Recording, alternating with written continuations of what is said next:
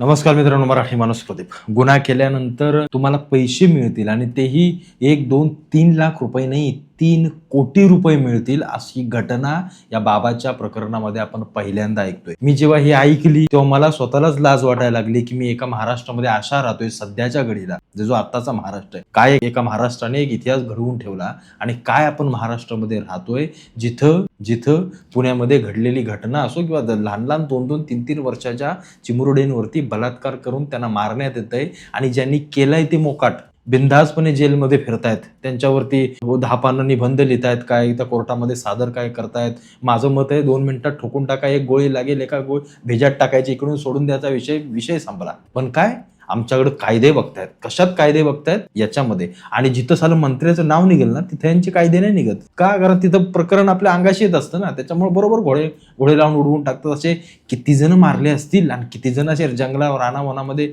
फेकून दिले असतील तुम्हाला आम्हाला माहिती नाही. नंतर सांगतात अरे ऍक्सिडेंट झालं, मग तो मेला, मग दारू पिऊन मेला, या असल्या सगळ्या गोष्टी करत बसतात. कितीतरी मोठ्या मोठ्या नेत्यांना उडवण्याची ताकद या सगळ्या लोकांमध्ये असते. पण ज्या चिमुरडीवरती 2-3 वर्षाचा बलात्कार केलाय तिथं यांना असं वाटतं की कायद्यानं चाललं पाहिजे, इथं कायद्यानं चालायचं. म्हणजे ज्यानं केलाय तो बिंदासपणे फिरतोय, ज्यानं स्वतःचं मूत लाखो रुपयानं विकलं, ज्यानं जी वस्तूला हात लावेल ती लाखो रुपयाला विकली, ज्यानं त्या टेबलवरती बसून कितीतरी स्त्रियांचं आयुष्य उद्ध्वस्त केलं. आता ते ठीक आहे की बाबा स्त्रियांचे अनेक त्या स्त्रियांचं मत होतं की बाबा आपण बाबावर असले कार्यक्रम सगळे करावे, पण त्यानं फसवलं, त्यानं बंदुगिरी केली, त्यानं कित्येक लोकांना देशोधडीला लावलं, हे आपण विसरून चालणार नाही. आणि त्या माणसाला सरकारकडून मिळतंय बक्षीस. ते प्रकरण तुम्ही ऐकाल तर पायाखालची जमीन सरकून जाईल. मग तुम्ही आम्ही सामान्य म्हणून सरळ रस्त्यानं चालून, सरळ मार्गाने चालून, सरकारला वेळेवर टॅक्स भरून, एखादा आपल्या दारावरती एखादा लाईट बिल आला तर त्याला असं वाटतं कधी भरतोय नेऊन, नाहीतर परत त्याच्यावरती 10 रुपये लागायचे. इतका बारीक सारीक विचार करणारे तुमच्या आमच्यासारखी सामान्य लोक, जे खरोखर इमानदार लोक आहेत, जे या देशाला पैसा देतात टॅक्सच्या स्वरूपात आणि त्यातून हे भडवे असले कामधंदे करतात, ज्यांच्यावरती हा सरकार किंवा हे मोठे मोठे नेते किंवा या चाकणकरांसारखी लोक जे याच्यात सापडत आहेत ते यांच्यावरती पैसा खर्च करतायत ना, किंवा यांना असले काळे धंदे करण्यासाठी जी मुभा दिली जाते ना, याचा अर्थ आपण मूर्ख आहोत, कारण आपण सज्जन आहोत, आपण सरळ मार्गाने चाललोय. आणि हे जे असले कामधंदे करतायत ना, हे बोंदूगिरी या सगळ्या गोष्टी, त्यांना सरकारकडून इनाम मिळतोय. वा, काय साले दिवस आलेत आपल्यावरती. याआधी मला अनेक तरुण मला मेसेज करून सांगतात की दादा आम्हाला शेअर मार्केट विषयी असं ऍप हवं जे सुरक्षित आहे, ज्याच्यामध्ये कोणती हिडन चार्जेस नाहीयेत आणि जे अत्यंत सोपं आहे, जिथं आम्ही आमची इन्व्हेस्टमेंट करू शकतो. थांबा, त्या सगळ्या गोष्टींसाठी एक मी ऍप घेऊन आलोय, जे अत्यंत उत्कृष्ट असं एक ट्रेडिंग प्लॅटफॉर्म ऍप आहे आणि त्याचं नाव आहे मार्केट उल्फ. मार्केट उल्फ हे एक अग्रगण्य सेबी नोंदणीकृत ऍप आहे, जिथं तुम्ही लाईफ टाइम साठी 99 रुपये फी भरून तुम्ही ट्रेडिंगची सुरुवात करू शकता. आणि इथं कोणतेही वार्षिक मेंटेनन्स चार्जेस असोत किंवा तुमचे हिडन चार्जेस असोत, अशा कोणत्याही गोष्टी आकारल्या जात नाही. त्यामुळे हे अत्यंत सुलभ आणि सुरक्षित असा ऍप आहे. मी तुम्हाला दाखवतो हे ऍप नक्की कसं वापरलं जातं. मी इथे पिन टाकून लॉग इन केलं. इथे फॉलो ट्रेंड नावाचं फीचर आहे, यामध्ये तुम्हाला रिअल टाइम मध्ये सध्या सर्वाधिक चालणारे आणि प्रॉफिटेबल ट्रेड दिसतात. हे बघा, मी फक्त फॉलो ट्रेंडवर क्लिक केलं, इन्स्ट्रुमेंट चार्ट आणि ट्रेडची माहिती तपासली आणि ट्रेड प्लेस केला. बस, माझा ट्रेड सुरू झाला. इथे तुम्ही तुमचा ट्रेड जो आहे तो लाईव्ह मॉनिटर करू शकता. आणि एक गोष्ट याच्यामध्ये खास आहे ती म्हणजे अत्यंत कमी पैशामध्ये देखील तुम्ही तुमचा ट्रेड सुरू करू शकता. या ऍप मध्ये स्टॉप लॉस फीचर देखील आहे आणि ते इनबिल्ट आहे, जे तुम्हाला नुकसानीपासून वाचवतं. त्याच्यामुळे तुम्हाला असं स्वतःचं डोकं लावायची काही गरज नाहीये. ते आपोआप तुमचा स्टॉप लॉस आणि या सगळ्या गोष्टी मॉनिटर करतं आणि तुम्हाला तुमच्या नुकसानापासून वाचवतं. हा माझा लाईव्ह ट्रेड सुरू आहे. मी फक्त स्टॉप ट्रेड ऑप्शनवर क्लिक केलं आणि काही सेकंदातच 1476 रुपयांचा प्रॉफिट बुक झाला आणि तेही फक्त 3 टॅप मध्ये. मार्केट उल्फ ऍप तुम्हाला फ्री रेकमेंडेशन ही देतं आणि ज्या लोकांनी या रेकमेंडेशन पाळल्या त्यांनी 3 महिन्यामध्ये चांगल्या नफ्याची कमाई केली. पहिल्या महिन्यात 57,170, दुसऱ्या महिन्यात 70,468 आणि तिसऱ्या महिन्यामध्ये 59,796 इतका प्रॉफिट कमवला. सर्वात महत्वाची गोष्ट म्हणजे या रेकमेंडेशन्सवर हे मार्केट उल्फ ऍप जे आहे ते कोणतंही कमिशन घेत नाही, त्यामुळे सगळा जो काही प्रॉफिट असेल तो तुमचा सर्व प्रॉफिट आहे. आणि हे ऍप भारतामध्ये अत्यंत लोकप्रिय होत चाललंय, जे वापरणं अत्यंत इझी आहे आणि खूप सुरक्षित आहे. त्याच्यामुळे अनेक लोक याच्यावरती विश्वास ठेवतात. मग उशीर कशाला करताय? माझ्या डिस्क्रिप्शन मध्ये मी लिंक दिली आहे, कमेंट मध्ये देखील पिन केली आहे. जा लगेच आणि मार्केट उल्फ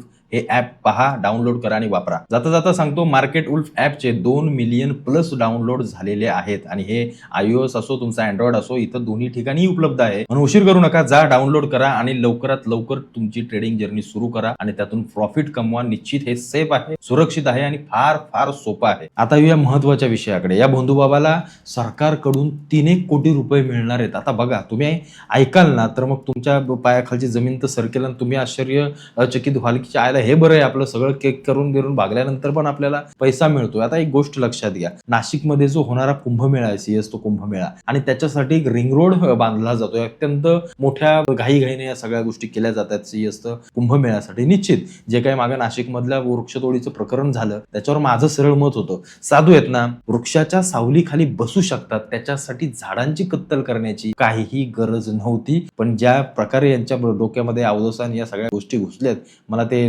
गोष्ट चुकीची वाटली. CS कुंभमेळ्यापासून मी म्हणतो 20 किलोमीटर लांब एखाद्या गावातल्या शेतामध्ये जरी साधू राहिले असं तरी काही फरक पडत नव्हता. त्याच्यासाठी तुम्ही सरकार म्हणून गाड्या ठेवायच्या, पण ती वृक्षतोड करणं आणि या सगळ्या गोष्टी करणं मला पटलेलं नाही. आता तो रिंग रोड ही गोष्ट मी पहिल्यांदाच ऐकतोय की ते रिंग रोड वगैरे काहीतरी बांधायचं चालू आहे. ठीक आहे, काही हरकत नाहीये, तुम्ही बांधा, रस्ता वगैरे आहे आणि त्यातून जर लोकांसाठी काही सुविधा होणार असेल तर निश्चित आहे. आता त्या रिंग रोड साठी जी काही जमीन संपादित करण्यात येते ना, त्या सगळ्या गोष्टींमध्ये या बाबाची जमीन आहे आणि त्या जमिनीचा मोबदला म्हणून त्याला पैसा मिळणार आहे. आता ऐका, मी तुम्हाला वाचून दाखवतो किती किती काय काय कसं कसं आहे. गवळाणे परिसरातल्या जमिनीचे अशोक खरात आणि त्याची पत्नी ती कल्पना खरात यांना 82 लाख रुपये मिळणार आहेत. 82 लाख रुपये, वा, काय त्याच्या आयला मोठं सत्कर्म करून ती जमीन घेतली. आता ती कशा पद्धतीने या बाबानं घेतले, कुणाकुणाला काय काय विकून, ते तर काय सांगायची गरज नाहीये. पाथर्डी परिसरात मुलींच्या नावावर जमीन, त्याच्यातून तर डायरेक्ट 2 कोटी रुपये मिळणार आहेत. 2 कोटी रुपये. त्याच्यानंतर तो निलंबित उपजिल्हाधिकारी भांडे पाटील, त्याच्या पत्नीलाही लाखो रुपये मिळणार आहेत. शाळेला मला समजत नाही एक गोष्ट की या सगळ्या याच्यामध्ये ज्यानं इतकी घाणेरडी गोष्ट केली, सरकार त्याच्या जमिनीचा त्याला मोबदला देत आहे. मूर्ख आहात का जोर तुम्ही? थोडेसे मूर्ख आहात तुम्ही. ती जमीन शासकीय याच्यामध्ये जमा करून टाका ना, त्याच्या घरच्यांची असो नाही तर कोणाची असो. त्यानं जे कृत्य केलंय ते कायद्याला धरून नाहीये, मग त्याला मोबदला 3 कोटीचा कसला देताय तुम्ही? इतक्या दिवस त्याची कमाई बंद झाली, त्याचा मोबदला देताय? किती घाणेरडी व्यवस्था आपली आहे आणि त्याच्यावरती कोणी बोलत नाही. आणि अशा गोष्टी घडतात, राग येत नाही का आपल्याला? चीड येत नाही का आपल्या सरकारला किंवा या बसलेल्या मंत्र्या संत्र्यांना? करून टाका ना शासन जमा. एखाद्या फॉरेस्ट बिरेटच्या गावाखेड्याकडे जेव्हा एखादी जमीन फुटभर जरी घुसली तरी लगेच फॉरेस्टवाला येऊन ती स्वतःमध्ये ओढून घेतो आणि हा याच्यावरती ईडी बिडी लावले. ईडीने याची सगळी संपत्ती जर जप्त केली तर मग ही जमीन कोणाच्या बोचात घालून ठेवली होती मला ते समजत नाही. काय नक्की याच्या मागे आहे? काय लोकांनी नक्की सामान्य समजायचं? म्हणजे असल्या घाणेरड्या गोष्टी करणाऱ्यांचे राजकारण्यांची लागे बांधे असतील तर ते बिंदासपणे सुटू शकतात, असंच सामान्य लोकांनी समजायचं ना. देवेंद्र फडणवीस काय करतायत राज्याच्या राजकारणात? एकदा जरा त्यांनी व्यवस्थित विचार करावा. लक्षात ठेवा, ह्या सगळ्या गोष्टी लोक पाहतायत, लोकांना समजतायत. येणाऱ्या काळामध्ये देवेंद्र फडणवीस विरोधी बाकावर बसू शकत नाहीत. जशी त्या ममता बॅनर्जी या सगळ्या लोकांना मोजून मोजून हरवताय ना, एखादी वेळ जनताच तुम्हाला मोजून मोजून बाजूला करेल. थोड्याही गोष्टीचं भान नाही या लोकांना. ईडीने जर त्याच्या सगळ्या संपत्त्या जप्त केल्या, मग ह्या कुठं घालून ठेवल्या? त्या कुठल्या याच्यात? का घरच्यांच्या पत्नीच्या नावावर आहे म्हणून, मुलींच्या नावावर आहे म्हणून? एवढं साधं तुम्हाला समजत नाही का? एखादा चोर असतो ना, चोर, तो काय करतो? स्वतःच्या खिशात जास्त पैसे ठेवत नाही, तो दुसऱ्यांच्या खिशांमध्ये घालतो. कारण त्याला काय वाटतं, चला आपण सापडले गेलो तर आपला पैसाही सापडेल, दुसऱ्याकडे दिला तर निदान सेफ तरी राहील. ही साधी गोष्ट तुम्हाला समजत नाही. साधी गोष्ट तुम्हाला समजत नसेल तर तुम्ही पाय उतार व्हा. आम्हाला समजते तर आम्ही त्याच्यामध्ये घुसू. आज महाराष्ट्राची अवस्था पाहिलीत का तुम्ही? शहरं जर या पश्चिम महाराष्ट्राकडची शहरं सोडलीत तर जा तिकडे कधीतरी गडचिरोली या सगळ्या बाकीच्या महाराष्ट्रामध्ये फिरून बघा काय अवस्था आहे तिकडं. आणि हे झाले लाखो करोड रुपये यांच्यावरती उधळताय तुम्ही. 3-3, 4-4 कोटी रुपये यांच्या बोचात घालताय. एखाद्या 3 कोटीतनं चांगला रस्ता होईल एखाद्या गावाखेड्याकडे जाणारा. त्याला गरज आहे.